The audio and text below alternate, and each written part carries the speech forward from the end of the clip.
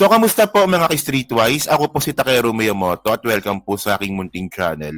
So, mga kababayan, ngayong araw daw po kasi, no, ang bali-balita na i-announce or i-appoint na nga mismo itong si Secretary Boying Rimulya sa Ombudsman. At ngayon, ang lumalabas talaga dito, hinaharangan po talaga to ng mga DDS, especially po yung mga sangkot kay Napoles, no, si Amy Marcos at saka yung mga Duterte mismo. So, doon ako nagtataka. Bakit ganun? Actually, na-content na natin to nung nakaraan pero mas malupit to ngayon. Garapalang garapalang pagkundinan na po talagang ginagawa nila ngayon. So, bale, kanina, no, nabalita to, kahapon pala. Oo, kahapon. Oh, sabi dito, no, SOJ Rimulya nakatakdang italaga bilang ombudsman, sabi nga po ni Babalina. Oo. Sabi ni Babalina yan. Well, si Babalina, kahit na fake news po yan, mayroon pong source sa loob yan. Di ba? At minsan tumatama siya. Actually, minsan tumatama si Babalina sa mga sinasabi niya. No? O sabi niya dito, ibinunyag ni Senator Amy Mahabang Baba Marcos na sinasabing anak daw po ni Lacson na si Justice Secretary Boy Rimulya na umano ang nakatakdang italaga bilang susunod na ombudsman bukas, Lunes, October 6. So, bali ngayon yun. October 6, di ba? Isang pahayag, tinawag ni Marcos na kalapastanganan umano sa konstitusyon ang pagtalaga sa kalihim. Dudungisan daw nito ang kredibilidad ng ombudsman. Puta, basta DDS talaga mga kababayan, baliktad ng utak no? Ang pagkakaalam ko po mga kababayan, ang talagang nadungisan po yung pangalan ng ombudsman, no? Nung inappoint po ni Digong si Martires, doon po talaga mas nadungisan yung ombudsman. Oh, kita mo si Purple Butterfly. Maraming salamat, ma'am, no? O, pangkape daw. Thank you, ma'am, no? Madaling araw na dyan. Kaya nga, Hindi pa ako nakakatulog, Hindi pa sobrang taas po ng creatinine ko, 1,200 na. Kaya malamang kaya hirap ako makatulog. Pero sabi ng doktor ko, hindi pa raw ako for dialysis kasi malakas pa raw ako kumain, Sabi dito, malatandaang naghahain ng reklamo si Senator Marcos laban kay Rimulya kaugnay ng pag-aresto kay dating Presidente Duterte. Wala pa naman pahayag ang kalihim sa issue ng mismong palasyo kaugnay dito. Okay. So, ito yung kwento ngayon, no? Di ba? Ating kwento. Okay. So, tinanggay natin to. So, balikan natin yung mga nangyari. Okay. Ay, ito, may report na pala dito. Ito, panoorin mo natin yung report ng Billionaire News Channel. Okay. Doon nyo to. Takdang iproklama si Justice Secretary Boying Rimulya bilang susunod na ombudsman. Ayon yan kay Senator Amy Marcos. Sa isang social media post, sinabi ng senador na tunay raw na itim ang kulay ng bayan. Yes! Isang sapilitang pagtatalaga umano ang pagproklama kay Secretary Rimulya dahil aniya hindi raw siya karapat-dapat at mayroon pang nakabinding kaso. Unang sinabi ni Rimulya na nasa Judicial Bar and Council na ang kanyang clearance kaugnay ng nakabinbin niyang kaso. Kilala nyo may-ari ng Billionaire News Channel? Kilala nyo may-ari? Meron akong nakuwang chismis kung sino may-ari nito. Kilala nyo? Kung interesado kayo, press 1. Ding pinabulaanan ng Supreme Court ang statement ni Marcos at sinabing wala pang shortlist na pagpipilian ng Pangulo kaugnay sa susunod na ombudsman. So ngayon, ito yung Ngayon, ito, himay-himayin natin tong kalokohan ni Amy. Di ba? Tingnan nyo to. So ito yung sinabi ni Amy, no? Malupit to Sa Lunes, nakatakdang hirangin si Boying Rimulya bilang ombudsman. Tunay ngang kulay itim. Di ba? Ang kilikili ni Amy, tunay ngang kulay itim. Pa rin ang kulay ng bayan. Saan niya ba nakukuha itong ganyang klaseng mga salita? Itim, lulong. Ang corny, men. Ang corny, sa totoo lang. Di ba? Nagluluksa, nababalutan ng pangamba at kawalan ng pag-asa sapagkat ang huling bantayog ng pananagutan ay pilit wawasakin ng politika at kalapastanganan sa konstitusyon. O ito nagluluksa ba tayo? Nababalutan ba tayo ng pangamba? Nawawalan ba tayo ng pag-asa? Tulad ng sinasabi na Amy, hindi eh. Tuwan-tuwa nga tayo eh. Di ba? Tuwan-tuwa. Hindi, may nagbalita sa akin si Ramon Ang. Oo. Si Ramon Ang nagsabi. Ay, meron nagsabi sa amin si Ramon Ang. Oo. O malamang may malaking shares ni Ramon Ang dyan sa bilyonaryo. Oo. Uniniwala ako sa source ko na yon. Oo, tumakbong senador yun eh. Oo, di ba? Kakakita lang namin yun nung nakaraang gabi, nung birthday ni Sangkay. Oo. Di ba? So yun, no? So sabi dito, no? Isang sapilitang pagtalaga ng taong hindi karapat dapat, may nakabinbin na kaso na may bahid ng kawalang hustisya. Okay, no? So tingnan nyo itong mga kababayan, no? Balikan natin itong mga ginawa ni Amy, no? So, ito. So ngayon kasi mga ka-streetwise, no? Kung mangyayari nga po, no? Kung si Secretary Boying Rimulya pala yung magiging ombudsman. Tingnan nyo to, no? Ito yung isa sa mga kababuyan po ni ito yung isa sa mga kababuyan ni Samuel Martires. Tingnan nyo to, Ombudsman, ito na balita to July 8, 2021. Di ba? Ombudsman will not appeal Senator Revilla's acquittal for 16 PDAP graft charges. So, naalala nyo ba itong mga kababayan, no, di ba? Noong 2000, kailan ba to? Kailan ba na-acquit si, 2021 nga, tama, di ba? 2021, oo. Noong 2021, mga kababayan, no, na-acquit po itong si Bong Revilla. Na-acquit si Bong Revilla doon sa graft charges niya kay Napoles. At alam naman po natin, no, na pinagbabayad nga po si Bong Revilla ng 124 million. Actually, ayun po ang pinakamalabo talagang desisyon. Isa sa pinakamalabong desisyon na nakita ko. Saan nga nakakita nun? Acquitted pero pinagbabayad. Di ba? Sobrang labo ng desisyon ng Sandigan Bayan nun kay Bong Revilla. So anong sabi ni Martires? Ombudsman will not appeal Senator Revilla's acquittal of 16 PDAP graft charges. O so ano nangyari nung napawalang salang kasi Bong Revilla? Yun, sangkot na naman. Di ba? Sangkot na naman. Sangkot na naman sa nakawan daw. Oh, ngayon ano bang gusto kong sabihin dito? Pwede palang i-appeal. Yun ang point natin dito. Ang labo po talaga ng desisyon ng desisyon ng Sandigan Bayan sa kaso po na yan. Saan ka nakakita na not guilty pero pinagbabayad ng 124 million? Ba't mo pagbabayaran yung tao kung hindi pala guilty? Ang labo, di ba? Sobrang labo. So ngayon, ang point natin dito, pwede palang i-appeal para maliwanagan tayo. O kaya nga natalo si Bong Revilla nung nakarang eleksyon eh. Nagamit sa kanya yun eh. Di ba? Nagamit kay Bong Revilla yun eh. Na hindi raw siya nagbayad ng 124 million. Totoo naman talaga hindi siya nagbayad. Anong magagawa natin doon? Oh. So, at least ito mga kababayan, no?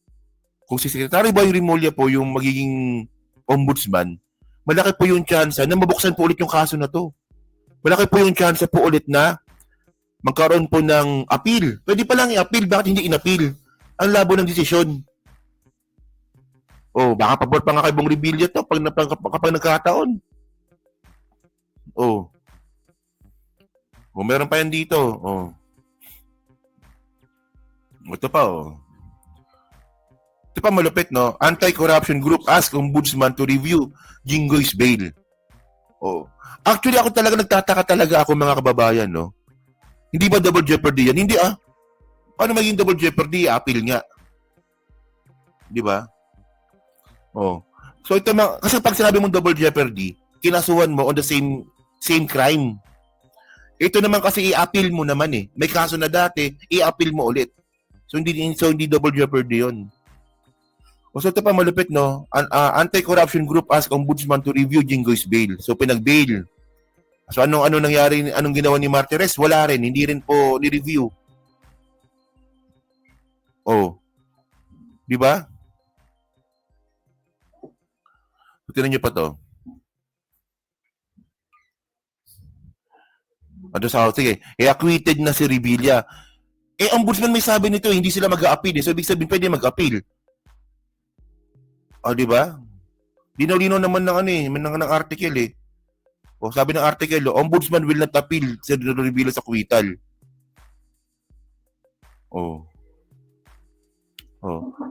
So, ito pa yung malupit na ginawa po ni Martires. No? Martires wants jail term for people commenting on government officials SALN.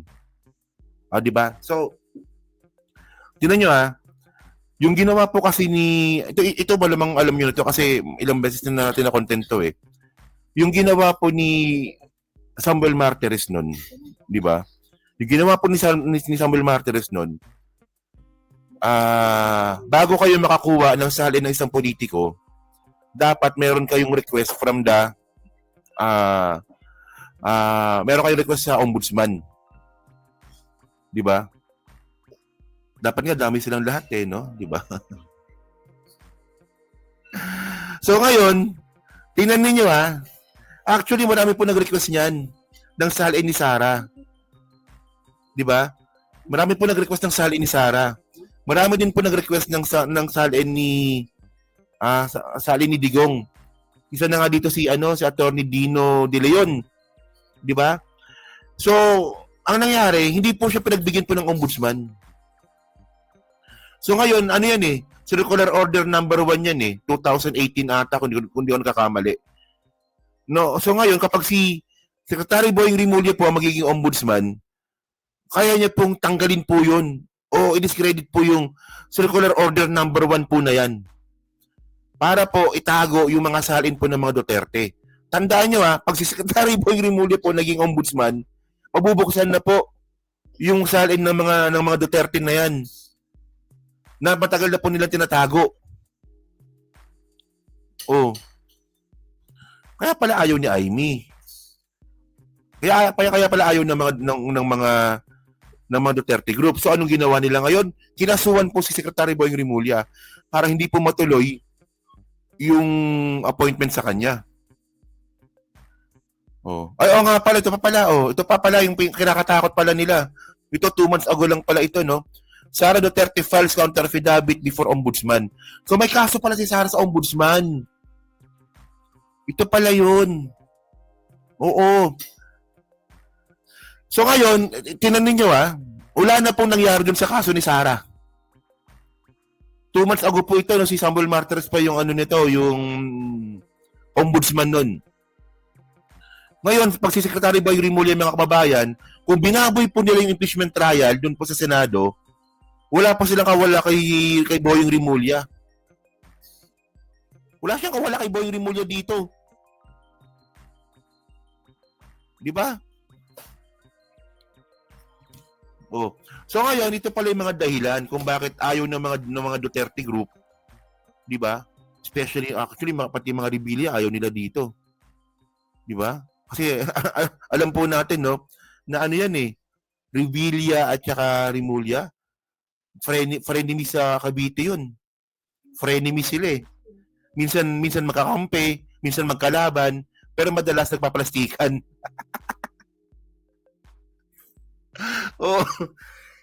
Mga sinong taga Cavite dyan, press 1, alam nyo yan.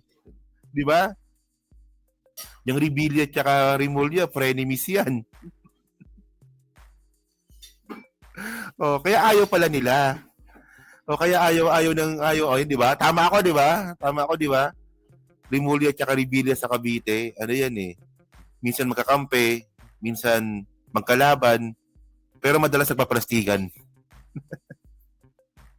Syempre, pag si Secretary Boying Rimulya yung magiging ombudsman, yari sila dito. Mataas pa naman pangarap ng mga Rimulya sa politika. Di ba? Kaya nga, tingnan ninyo kaya nga nila binenta yung Island Cove sa Cavite Kasi magpo-focus daw sila sa politika. Sinabi nila yan Sila may sabi niyan Di ba? Kaso ngayon, ngayon magkakampi sila ngayon. Di ba? Magkakampi sila ngayon. So, yan. So ngayon mga kababayan, no, so ang point nga natin dito, so kaya pala ayaw ng mga Duterte group na maging ombudsman yan si Remulla. So kaya pala nila finailan ng kaso. So ito, no, 3 days ago ito, no. Diba, kita nyo natutunugan na po talaga nila na si Remulla po talaga maging ombudsman. So ang ginawa nila, finailan nila ng kaso para hindi po matuloy yung appointment nga po ni Remulla.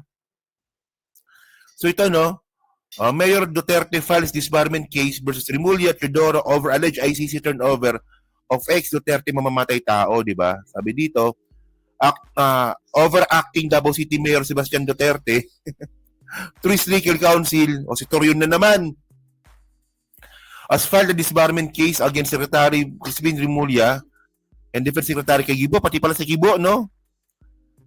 Ano to? Disbarment pala to, disbarment case pala ito. Oo. Tapos mga kababayan, alam din po natin, no, na itong si Amy, talo na nga po dun sa kaso, di ba? Nag-motion to inhibit pa. Actually, meron pang motion to reconsideration yan eh. Alam nyo, ito yung sinasabi ni Amy eh. Tingnan nyo kung babalikan natin tong kung babalikan natin tong sinabi ni Amy dito, no? Tingnan nyo, sabi ni Amy dito, ano ba yun? Ito.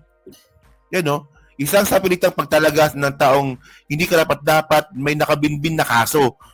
Yung kaso, baliktad tong utak na to eh. Itong si Amy na to eh. Alam nyo yung kaso, mga kababayan, dapat po, ginagamit po yan paghahanap ng hustisya. Di ba? Hindi yung gagamitin mo yung kaso para harangan yung tao para maging ombudsman. Oh. Baliktad talaga utak na tinay mo. Ano ba, Marcos ba talaga to? Ewan ko ba dito, no? So ayan po. So ang ginawa nila, na gumawa ng mga gawa-gawang kaso para maharangan po si Secretary Boy Remulla na maging ombudsman. And by the way, mga ka-streetwise, no, hindi pa po natatapos yung boxing diyan. Sabihin na nga po natin, sige. 'Di ba, actually meron na pong clearance itong si Remulla para ma-appoint bilang ombudsman. May clearance na siya. Ang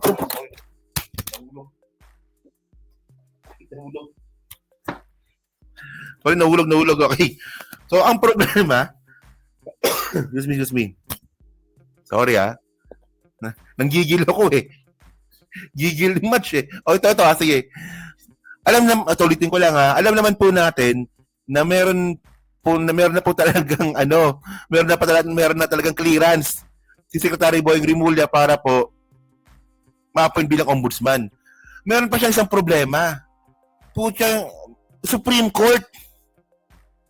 At malamang dun po siya gigisahin. Ito, forward natin to. Tingnan nyo to Ito. Oh. Supreme Court spokesperson, no ombudsman shortlist yet amid Senator Amy's claim on Boeing appointment. So, ngayon, nung nakita ko tong statement na to ng Supreme Court, anong kinalaman ng Supreme Court dito? Ang alam ko, di mo sila nangangialam dyan sa pag-appoint ng ombudsman. Yun naman pala, mga kababayan, meron pala sila tinatawag na JBC, Judicial and Bar Council, na sila rin po yung mag-approve ng appointment ni Secretary Boy Remulla. So, ang mag-appoint si PBBM. Pero ang mag-approve, ulitin ko yung mag-appoint si PBBM. Pero ang mag-approve pala, dadaan pala sa JBC, Judicial and Bar Council. So, sino mga miyembro nito? Associate Justice po ng Supreme Court. So, meron pa rin. May hindrances pa rin. No, so tingnan natin to kung ano mangyayari dito. Kasi malaki po talaga, no, mukhang si Secretary Boy Remulla na po talaga magiging ombudsman. Kasi nakita naman po natin na pag may kaso po, nilalakad. Nakakakuha ng clearance. Nag-apply din po siya. So mukhang siya po talaga. Yun nga lang, nakita po talaga natin dito, no, na mayroon talagang humaharang. Lahat ginagawa po nila para maharangan po ito. Oh. So tayo ba, papayag ba tayo ng ganon? Na maharangan ito? Tandaan po natin, no, siya po talaga pinaka-qualified para po mapanagot po yan si Sara Duterte. Kasi po sa Senado, binaboy na po nila yung yung impeachment eh. So wala na po tayong ibang pag-asa dito kundi sa ombudsman na lang. Oh. 'Di ba? So babalikan natin mamaya yung Supreme Court na yan. Kasi magandang ihiwalay na topic po yan eh. 'Di ba? So kayo mga kababayan, so kayo po ano po masabi niyo nga po dito sa pag-appoint daw po kay Secretary Boying Rimulya mamaya na to. O ngayong araw, Lunes. So kayo ba, naniniwala ba kayo na mas deserve ba ni Secretary Boying Rimulya na maging ombudsman? At naniniwala din po ba kayo na posibleng mabuksan ulit, no? At ma-appeal ulit yung mga kaso kay Napoles para may mapanagot po ng mga senador? Kasi tandaan po natin mga kababayan, no?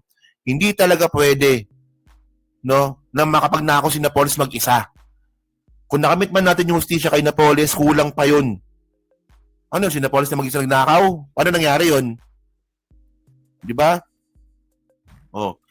So yun na, so pa-comment lang po sa baba at binabasa ko pong lahat yan. At syempre yan po sa Team Replay, pa-like, pa-subscribe. Di makalimutan pa-share na po ng video po na to, no? Yan. So babalikan natin mamaya yan, no? Si Boying Rimulya.